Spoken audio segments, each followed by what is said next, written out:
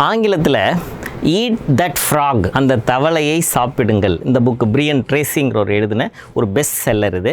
இதில் வந்து 2 விஷயத்த சொல்கிறாங்க. ப்ரொக்ராஸ்டினேஷன் என்ன, தள்ளி போடுறது.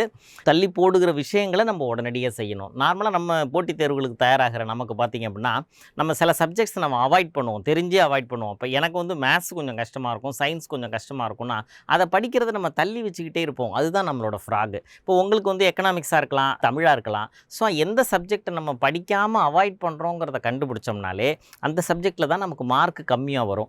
அந்த சப்ஜெக்டை காலையில் எழுந்திரிச்சப்போ எப்போ நம்ம பிரிஸ்காக இருக்கிறோமோ அதை ஃபுல் ஃப்ளெஜ்டாக நம்ம என்ன பண்ணணும், அதை போய் நம்ம ப்ரிப்பேர் பண்ணணும். அதை தான் இவங்க என்ன சொல்கிறாங்கன்னா ஈட் தட் ஃப்ராக். அந்த ஃப்ராகுங்கிறதே பார்த்திங்கன்னா ஒரு அருவருப்பான ஒரு விஷயம். அதாவது என்னமோ நம்ம ஒரு அவாய்ட் பண்ணுற ஒரு விஷயமா அதை உருவகப்படுத்துகிறாங்க. ஸோ அதை நம்ம முதல்ல செய்யணும். எதை நாம் செய்ய தயங்குகிறோமோ, எதை நம்ம ஃபேஸ் பண்ண பயப்படுறோமோ அதை நம்ம உடனே செய்யணும். அப்போ தான் வெற்றி கிடைக்கும். நன்றி.